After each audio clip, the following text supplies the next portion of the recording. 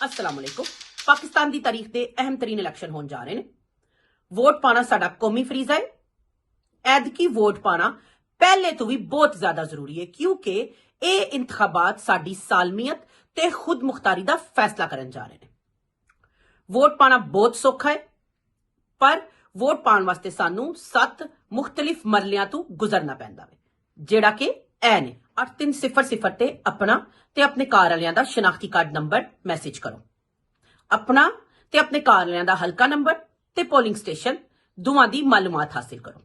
ਇਹਦੇ ਵਾਸਤੇ ਤੁਹਾਡੇ ਅਕਾਊਂਟ ਦੇ ਵਿੱਚ ਪੈਸੇ ਹੋਣਾ ਵੀ ਜ਼ਰੂਰੀ ਨੇ। insaf.pk ਦੀ ਵੈਬਸਾਈਟ ਤੇ ਜਾ ਕੇ ਤੁਸੀਂ ਆਪਣੇ ਹਲਕੇ ਦੇ ਵਿੱਚ ਪਾਕਿਸਤਾਨ ਤਹਿਰੀਕੇ ਇਨਸਾਫ ਦੇ ਉਮੀਦਵਾਰ ਦਾ ਪਤਾ ਕਰਨਾ ਹੈ।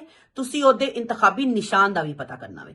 ਇਹ ਬਹੁਤ ਹੀ ਜ਼ਿਆਦਾ ਜ਼ਰੂਰੀ ਹੈ ਕਿਉਂਕਿ ਬੱਲਾ ਚਲਾ ਗਿਆ ਵੇ ਤੇ ਹਰ ਹਲਕੇ ਦੇ ਵਿੱਚ ਉਮੀਦਵਾਰ ਦਾ ਇੰਤਖਾਬੀ ਨਿਸ਼ਾਨ ਵੱਖਰਾ ਵੱਖਰਾ ਹੈ। ਇਲੈਕਸ਼ਨ ਵਾਲੇ ਦਿਨ ਤੁਸੀਂ ਆਪਣਾ ਸ਼ਨਾਖਤੀ ਕਾਰਡ ਅਸਲੀ ਲੈਕੇ ਜਾਣਾ ਵੇ क्योंकि फोटो कापी उस दिन कबूल नहीं होगी। बैलेट पेपर लैन तो बाद तुसी ये तसल्ली कर लेनी है कि असिस्टेंट प्रिजाइडिंग अफसर ने तुहाडा नाम वोटर लिस्ट चों कट छड़िया है। वोटर लिस्ट चों ना कटवाना बहुत जरूरी है क्योंकि कोई भी तुहाडे नाम ते फिर दोबारा वोट ना पा सके। इस तो बाद तुहाडे सज्जे अंगूठे ते स्याही दा निशान लाया जाएगा। तुहानू 2 बैलेट पेपर लभण दे तुसी पाकिस्तान तहरीके इंसाफ दे उम्मीदवारां दा इंतखाबी निशान वेख के ओदे उत्ते ठप्पा लाना वे।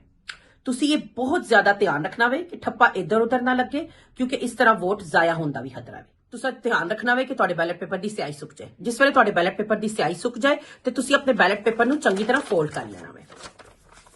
फोल्ड करके तुसी हरा बैलेट पेपर हरे रंग के डब्बे दे विच पाना वे ते चिट्टा बैलेट पेपर चिट्टे रंग के डब्बे दे विच पा देना वे। वोट पाना कौमी फरीजा है। वोट जरूर पाओ।